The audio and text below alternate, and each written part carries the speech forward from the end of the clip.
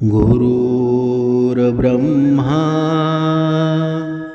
गुरुर्विष्णू गुरुर्देव महेश्वरा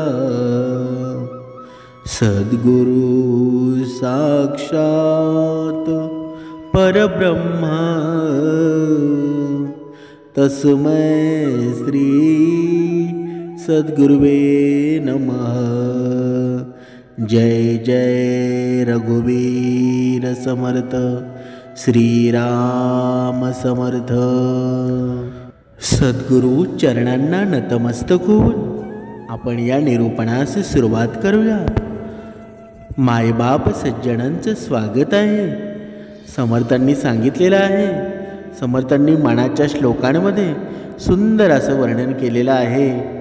मुखी राम त्या काम बांधू शकेना, गुणे इष्ट धारिष्ट त्यांचे चुकेना। हरिभक्त तो शक्त कामास भारी, जगी धन्य तो मारुती ब्रह्मचारी। बघा, ज्याच्या मुखातून सदैव रामनाम घेतलं जातं त्याला काम वासना कधीच बांधू शकत नाही। कारण का? कारण इष्ट योग्य गुणांनी तो परिपूर्ण होतो आणि ते सत्गुण वापरून सन्मार्गावर चालण्याचं प्रचंड धैर्य त्याला लाभत असतं। तो हरिभक्त इतका सशक्त असतो, बलवान असतो की काम वासनेवर तो भारी पडतो। अशा सर्व क्षमतांनी परिपूर्ण असा सदैव परब्रह्मामध्ये लीन असलेला मारुतीराया जगामध्ये धन्यच आहे ना। पण तसंच मनुष्याचं सुद्धा जीवन आहे। ज्याच्या मुखामध्ये राम नावाचा जप चालू असेल ना, ज्याच्या पूर्ण शरीरामध्ये प्रत्येक अवयवांमध्ये रामनाम जपलं जात असेल ना, तर त्याला काम असेल, वासना असेल, कधी त्याला स्पर्श करू शकत नाही। बघा, तो परिपूर्ण असतो।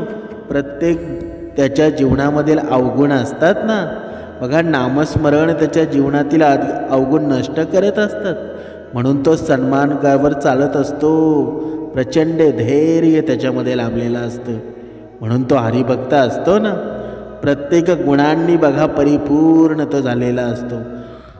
ज्याप्रमाणे श्रीराम प्रभूंचा भक्त हनुमंतरायांना बघा त्यांच्या जीवनामध्ये असे किती प्रसंग येऊन गेले, किती प्रसंगांनी त्यांना बघा सामोरे जावं लागलं।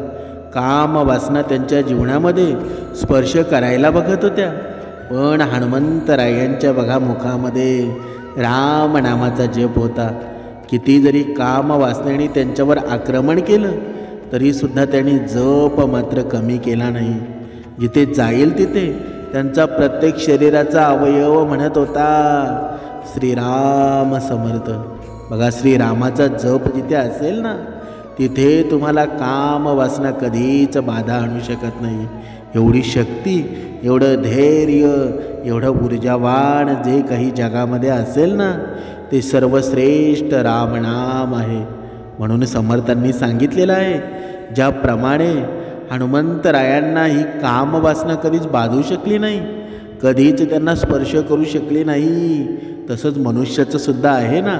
जर तुमच्या जीवनामध्ये या वैखरीमध्ये रामनामाचं तुम्ही उच्चार केला, हे नामस्मरण केलं, तर तुमच्या जीवनात सुद्धा ही कामवासना आहे ना, मनुष्याच्या बघा सर्वात जर शत्रू असेल ना, सर्वात मोठा शत्रू आहे ही कामवासना। आणि जर ही कामवासना जर आपल्या जीवनामध्ये नष्ट करायची असेल, नाहीशी करायची असेल, तर त्याला एकच उपाय आहे, रामनामाचं नामस्मरण। हे रामनाम आहे ना, तुम्हाला जीवनामध्ये तारणार आहे। पुढे समर्थांनी मनाच्या श्लोकांमध्ये वर्णन केलेलं आहे, अति मूढ त्या दृढ बुद्धी असेना, अति काम त्या राम चिंती वसेना, अति लोभ त्या शोभ होईल जाणा, अति विषयी सर्व दादैण्यवाणा। म्हणजे काय? याचा अर्थ काय? समर्थांनी सांगितलेलं आहे, अति अज्ञानी असणाऱ्या व्यक्तींकडं ठामपणे विचार करण्याची, योग्य निर्णय घेण्याची बुद्धी नसते। अतिवासना असणाऱ्या व्यक्तींच्या मनामध्ये प्रभू श्रीरामांसाठी कधीच जागा नसते। कारण का? कारण जिथे वासना असते ना, जिथे कामवासना असते तिथे प्रभू श्रीराम कधीच वसू शकत नाही. तिथे प्रभू श्रीरामांसाठी कधीच ती जागा नसते. अति हाव असेल, लोभ असेल, बघा लोभ करणाऱ्यांचं मन असतं ना नेहमी अस्वस्थच राहत असतं. चलबल असते मनामध्ये. अत्यंत विषय लंपट व्यक्ती नेहमी लाचार आणि दिवाणीखोरच असतो ना. बघा त्याच्या जीवनामध्ये जरीही कितीही धन आलं, पैसा आला, तरीही त्याच्या जीवनामध्ये दुःखाचं सावट असतं ना ते आजूबाजूला सदैव भरलेलं असतं. कधी त्याच्या जीवनामध्ये काळ येईल आणि कधी त्याला घेऊन जाईल कळणार सुद्धा नाही.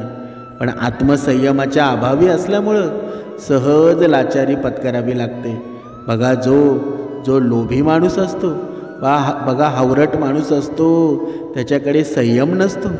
कारण संयम नसल्यामुळं, आत्मसंयम नसल्यामुळं तो लाचारी असतो ना लगेच पत्करत असतो. बघा त्याच्या जीवनामध्ये त्याला लाजसुद्धा नसते. कारण तो कोणतंही काम करण्यासाठी फक्त पैसा मिळावा म्हणूनच करत असतो. पण जो व्यक्ती भक्तिमार्गामध्ये असतो, जो जीव असतो, जो सन्मार्गामध्ये आपलं कार्य व्यतीत करतो, पूर्ण परमार्थ क्षेत्रामध्ये आपले जीवन व्यतीत करत असतो, बघा तो असं काम करत नाही. त्याला प्रत्येक कामांमध्ये बघा आपली इज्जत प्यारी असते.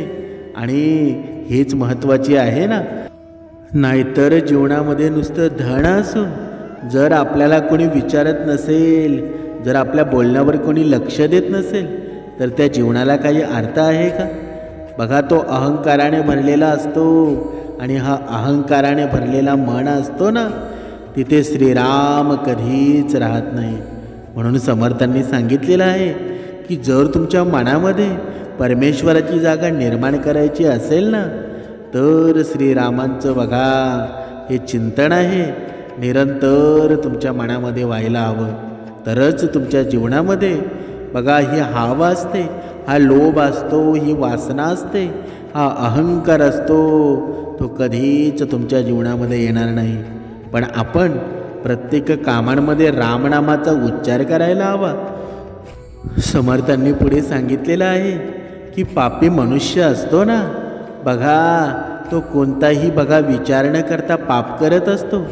तो पाप करत असताना त्याला कसलाही विचार त्याच्या मनामध्ये नसतो. फक्त धन कमवणं हाच त्याच्यासाठी सर्वश्रेष्ठ विचार असतो. म्हणून समर्थांनी सांगितलेलं आहे पापी लोकांना त्यांच्या पापाची शिक्षा कशी भेटते आणि कशा प्रकारे दिली जाते त्याचंसुद्धा वर्णन आलेलं आहे. म्हणून बघा आपण एका उदाहरणाच्या द्वारे स्पष्ट करूया नक्की पापी लोकांना त्यांच्या पापाची शिक्षा कशी भेटत असते. बघा एकेकाळी वीरभद्र नावाचा एक राजा होता. आणि वीरभद्र खूपच क्रोधी राजा होता आणि क्रूरसुद्धा होता.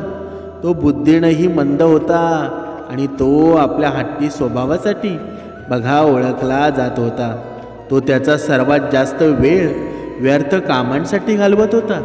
राजा वीरभद्राच्या राज्यामध्ये एक पंडित राहत होता आणि पंडित पूजापाठ करून आपली जीविका चालवत होता.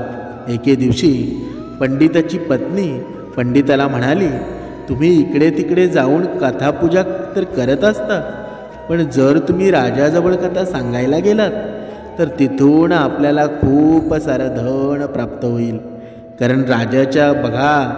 कारण राजाच्या घरून मिळालेली भीक असते ना ती सुद्धा हजारो रुपयांमध्ये असते. तुम्ही तर त्यांना ज्ञानाचा उपदेश द्या. पत्नीचं म्हणणं पंडिताला खूपच योग्य वाटतं आणि पंडित आपली पोथी घेऊन राजाच्या दरबारामध्ये निघतो आणि राजाला निवेदन करतो की तुम्हाला काही पौराणिक कथा मी ऐकू इच्छितो. थोडा वेळ काढून तुम्ही माझी कथा ऐकलात तर खूप कृपा होईल. राजाकडे पण खूप भरपूर रिकामा वेळ होता आणि राजा पंडिताच्या कथा ऐकण्यामध्ये तयार झाला. आता पंडिताने राजाला कथा सांगण्यास सुरुवात केली. राजा पण खूप लक्षपूर्वक पंडित महाराजांची कथा ऐकू लागला. पंडित कथा सांगता सांगता नरक आणि स्वर्गाबद्दल सांगू लागला. पंडित म्हणाला, महाराज या ब्रह्मांडामध्ये सूर्य, चंद्र, पृथ्वी, आकाश आणि याशिवाय नरकलोक आणि स्वर्गलोक सुद्धा असतो. पण त्या ठिकाणी माणसाच्या चांगल्या आणि वाईट कर्मांचा हिशोब होतो आणि पापी लोकांना नरकात जावं लागतं आणि सत्कर्म करणाऱ्यांना स्वर्गातलं मनोभावे इच्छित प्राप्त होतं. पंडित स्वर्ग आणि नरकाचं वर्णन करत होते आणि राजा पण ध्यानपूर्वक त्यांचं बोलणं बघा एक चित्तेने ऐकत होता. अचानक राजाच्या मनामध्ये एक प्रश्न आला आणि पंडिताला थांबवलं. राजा म्हणाला, महाराज, माझ्या एका मनामध्ये प्रश्न शंका निर्माण झाली आहे आणि ही शंका निर्माण झाली आहे ना, तुम्ही त्या शंकेचं निरसन करा. शंका ही आहे की तुम्ही या कथाद्वारे सूर्य, चंद्र, पृथ्वी आणि आकाशाचं वर्णन करताना स्वर्ग आणि नरकाचं पण वर्णन केलं. तुमच्या अनुसार सूर्य, चंद्र, पृथ्वी आणि आकाश आपल्याला दिसतं, पण स्वर्ग आणि नरक का आपल्याला दिसत नाही?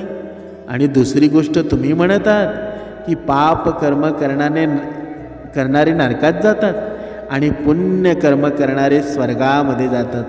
मग आपल्याला ते लोक नरकात आणि स्वर्गामध्ये जाताना का बरं दिसत नाही? कोणता व्यक्ती नरकात गेला आहे आणि कोणता व्यक्ती स्वर्गात गेला आहे? त्यामुळं तुम्ही या गोष्टीला प्रमाणासहित सांगण्याची कृपा करा. बघा, हा सामान्य माणसाच्या जीवनामध्ये, बघा आपल्या जीवनामध्ये सुद्धा पडलेला हा प्रश्न आहे की कोण स्वर्गात जातो आणि कोण नरकामध्ये जातो. राजाचा प्रश्न ऐकून बिचारा पंडित घाबरला. तो विचार करू लागला, आता काय होईल माझं? जर राजा माझ्या उत्तराने संतुष्ट झाला नाही तर मला दंडही देईल, कारण राजा पहिल्यापासूनच क्रोधित स्वभावाचा आहे, प्रचंड रागीट आहे. आता पंडित कथा सांगणं विसरूनच जातो. हीच भीती त्याच्या मनामध्ये वाटू लागते. पंडित घाबरून म्हणतो, महाराज, या प्रश्नाचं उत्तर मी देईल, मला थोडा वेळ द्या. मला अजून काही ग्रंथांचं अध्ययन करायचं आहे, तेव्हाच मी या तुम्हाला प्रामाणिक सहित उत्तर सांगू शकतो. बघा, प्रमाणासह उत्तर सांगू शकतो. राजा म्हणाला, ठीक आहे, आम्ही तुला काही दिवसाचा कालावधी देतो, पण या प्रश्नाचं उत्तर मला नक्कीच हवं आहे आणि तेही अचूक प्रमाणासहित. पंडित म्हणाला, ठीक आहे महाराज, मी तुमच्या प्रश्नाचं उत्तर लवकरात लवकर देण्याचा प्रयत्न करेल. एवढं म्हणून पंडिताने आपली पोती बांधली आणि तिथून निघाले. घरी गेल्यानंतर पंडित विचारात पडला. त्याला काहीच समजत नव्हतं की राजाला स्वर्ग आणि नरकाबद्दल प्रमाणासहित काय सांगू, कसं सांगू. पंडिताने कितीतरी ग्रंथांचं अध्ययन केलं, पण मनाला संतुष्ट करणारं उत्तर काही मिळालं नाही. पंडिताला राजाचा स्वभाव माहीत होता. राजाला योग्य पद्धतीने समजावलं नाही तर उलट मलाच तो दंडित करू शकतो. याच भीतीमुळं पंडित आपल्या घराला सोडून दुसऱ्या नगरामध्ये निघून जातो. हळूहळू 8 दिवस निघून जातात, पण पंडित राजाच्या प्रश्नाचं समाधान करण्यासाठी आला नाही. राजाच्या डोक्यामध्ये तोच प्रश्न चालू होता. राजा त्या प्रश्नाचं उत्तर जाणून घेण्यासाठी खूप उतावीळ झाला होता, पण पंडित प्रश्नाचं उत्तर देण्यासाठी त्याच्याजवळ काही गेला नाही. तेव्हा राजा आपल्या मंत्र्यांना म्हणाला, मंत्री, मी त्या दिवशी पंडिताला एक प्रश्न विचारला होता आणि त्या पंडितानं मला माझ्या प्रश्नाचं उत्तर देण्यासाठी 1 आठवड्याची मुदत मागितली होती. 8 दिवस होऊन गेले, पण पंडित अजूनही माझ्याजवळ परत आला नाही. तुम्ही जाऊन त्यांना त्यांच्या घरून घेऊन या. मला त्या प्रश्नाचं उत्तर माहीत करून घ्यायचं आहे की स्वर्गात कोण जातं आणि नरकात कोण जातं. मंत्री राज्याचा आदेश घेऊन पंडिताच्या घरी गेला आणि घरी जाऊन माहिती केलं की पंडित घरी नव्हताच. तो काही दिवसापासून घरातून गायब झाला आहे. त्यांचा कुठेच ठावठिकाणा नव्हता. मंत्र्याने ही बातमी राजाला दिली की पंडिताचा कुठेच ठावठिकाणा नाही. राजा विचार करू लागला, त्याला माझ्या प्रश्नाचं उत्तर मिळालं नसेल म्हणून कुठेतरी पळून गेला असेल, पण मला माझ्या प्रश्नाचं समाधान हवं आहे. मंत्री, मला उपाय सांगा ज्यामुळे मला माझ्या प्रश्नाचं उत्तर मिळेल. मंत्री म्हणाला, महाराज, तुमचा प्रश्न एवढा सोपा नाही की कोणीही तुमच्या प्रश्नाचं उत्तर देऊ शकेल. राजा म्हणाला, मग मला काय करायला हवं? मला माझ्या प्रश्नाचं उत्तर हवं आहे. आणि तुम्ही एक काम करा, तुम्ही माझ्या या प्रश्नांची घोषणा सगळ्या राज्यात करा. जो कोणी या प्रश्नाचं योग्य उत्तर सांगेल ना, त्याला राजाकडून बक्षीस देण्यात येईल. मंत्री म्हणाला, ठीक आहे, मी या प्रश्नांची घोषणा पूर्ण राज्यामध्ये करतो. मंत्र्याने सगळ्या राज्यात घोषणा केली की राज्याच्या या शंकेचं जो समाधान करेल त्याला बक्षीस देण्यात येईल. आता त्या प्रश्नाला घेऊन सगळ्या राज्यामध्ये चर्चा होऊ लागली. राज्यातले मोठमोठे विद्वान राज्याच्या प्रश्नाचं उत्तर देण्यासाठी आलं, पण कोणीच त्या राज्याला संतुष्ट केलं नाही. कितीतरी दिवस निघून गेले, पण प्रश्नांचं उत्तर राजाला मिळालं नाही. दुसरीकडे तो पंडित कितीतरी दिवसानंतर आपल्या घरी आला, पण तो खूपच घाबरलेला होता की राजाचे शिपाई त्याला पकडून नेतील असं त्याला वाटत होतं. आणि पंडिताची बायको पंडिताला भोजन बनवण्यासाठी बघा जात्यावर तांदूळ दळत होती. पंडिताला एक मुलगासुद्धा होता आणि तो खूपच लक्षपूर्वक आपल्या आईला तांदूळ दळताना पाहत होता. तांदूळ दळत असताना पंडिताची बायको आपल्या मुलाला म्हणाली, बेटा, तू राजाचा प्रश्न ऐकला आहेस का? राजा त्या प्रश्नाचं उत्तर देणाऱ्याला खूप मोठं बक्षीस देणार आहे. मुलगा म्हणाला, आई, राजाचा प्रश्न, राजाला काही समस्या असू शकते. समस्या तर आपल्यासारख्या छोट्या लोकांना असते. आई, राजाचा कोणता प्रश्न आहे तो तरी सांग, ज्यासाठी राजानं बक्षिसाची घोषणा केलेली आहे. पंडिताची बायको म्हणाली, बेटा, राज्याच्या मनामध्ये जो प्रश्न आहे त्याबद्दल तुझ्या वडिलांना चांगल्या प्रकारे माहीत आहे, कारण ही समस्या राजाच्या डोक्यात तुझ्या वडिलांनीच घातली आहे. आता तो रागीट राजा त्यांच्या मागे लागला आहे, म्हणून तुझे वडील लपून छपून फिरत आहेत. तुला जर ते कुठे सापडले ना, तर त्यांनाच तू विचार. आता पंडिताचा मुलगा पळत पळत आपल्या वडिलांजवळ आला आणि म्हणाला, बाबा, राजाला तुम्ही असा कोणता प्रश्न विचारला आहे की ज्याचं उत्तर त्याला हवं आहे? पंडित म्हणाला, काय सांगू बाळा, राजहट्ट आणि स्त्रीहट्ट आणि बाळ हट्ट हे 3 हट्ट आहेत ना, खूपच मोठे हट्ट असतात. मी एक दिवस तुझ्या आईच्या सांगण्यावरून राजाच्या दरबारामध्ये कथा सांगण्यासाठी गेलो होतो आणि कथा सांगता सांगता मी नर्क आणि स्वर्गाबद्दल सांगू लागलो. नर्क आणि स्वर्गाबद्दल ऐकून राजाच्या मनामध्ये एक शंका उत्पन्न झाली. मुलगा म्हणाला, कोणती शंका? पंडित म्हणाला, बाला, तू त्याबद्दल माहीत करून काय करणार? राजाचा समस्येवर समाधान करणं मुलाचं काम नाही. पंडिताचं बोलणं ऐकून मुलाच्या मनामध्ये ही एक गोष्ट जाणून घेण्याची अजूनच अभिलाषा वाढली. तो हट्ट करून म्हणू लागला, बाबा, मला तुम्ही तो प्रश्न सांगा ज्याचं उत्तर राजाला हवं आहे. मुलाचा हट्ट पाहून पंडित सांगू लागला की राजाला या गोष्टीला प्रमाणसहित माहीत करून घ्यायचं आहे की नर्क आणि स्वर्ग काय आहे आणि कोण स्वर्गात जातं आणि कोण नरकात जातं.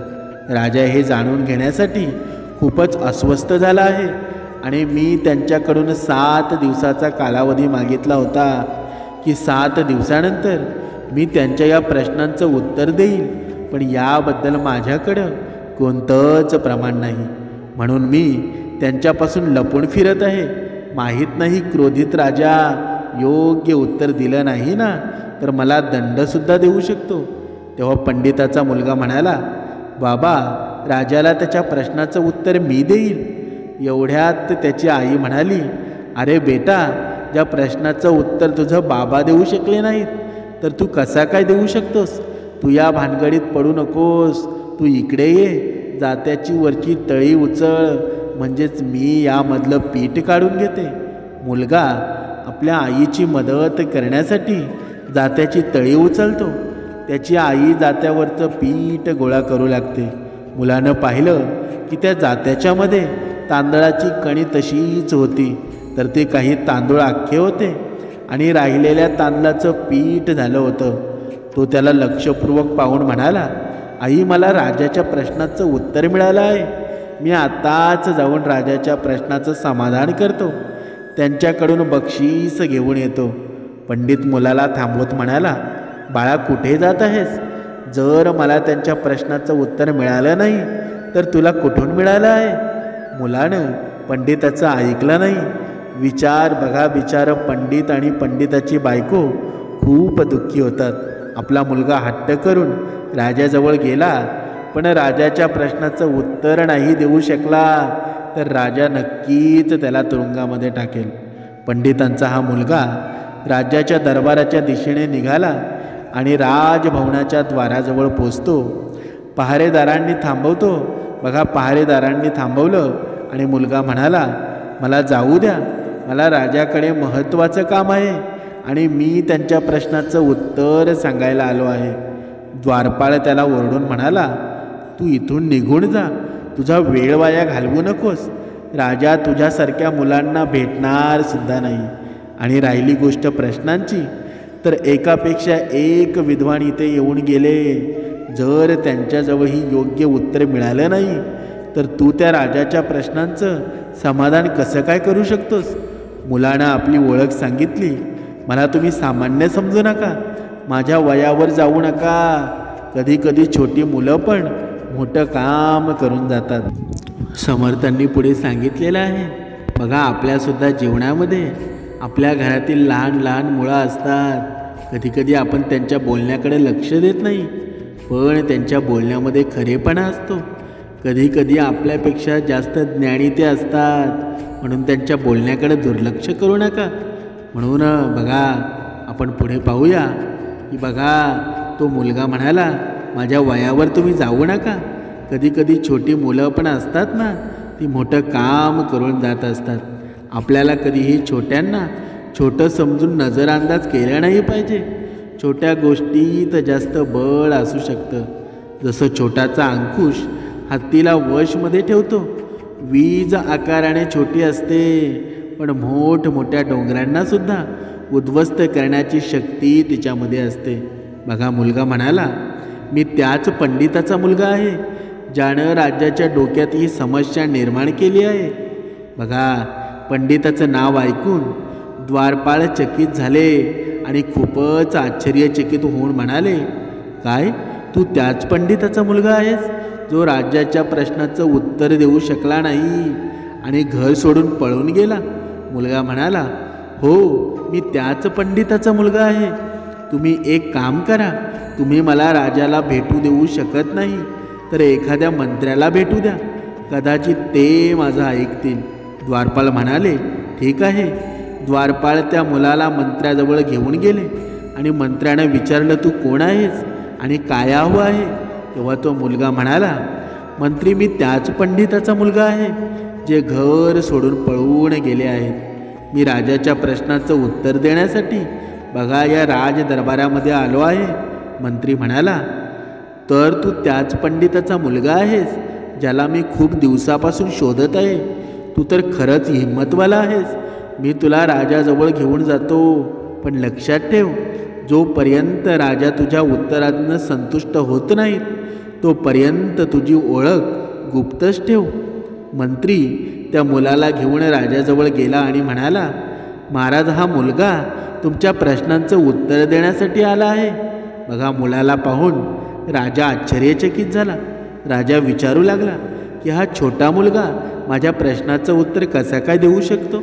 मुलगा म्हणाला, राजन, माझ्या छोट्या अवस्थेवर जाऊ नका. मी तुमच्या प्रश्नाचं उत्तर एकदम अचूक आणि प्रमाणामध्ये सहित देईल. मला काही गोष्टींची आवश्यकता आहे. कृपा करून माझ्यासाठी एक जातं आणि थोड्या तांदळाची व्यवस्था करा. राजाच्या आदेशानुसार बघा जातं आणि तांदळाची व्यवस्था करतात. आता मुलानं जात्यात तांदूळ टाकायला सुरुवात करतो आणि दरबारातले सगळे लोक उभे राहून मुलाला पाहत राहतात की हा मुलगा तांदूळ दळून राजाच्या प्रश्नाचं उत्तर कसं काय देऊ शकेल. काही वेळ तांदूळ दळल्यानंतर मुलगा म्हणाला, महाराज, तुम्ही म्हणाला होता पृथ्वी आणि आकाशाच्या मध्ये जे जीव राहतात ते स्वर्गात आणि नरकामध्ये कसे जातात बरं?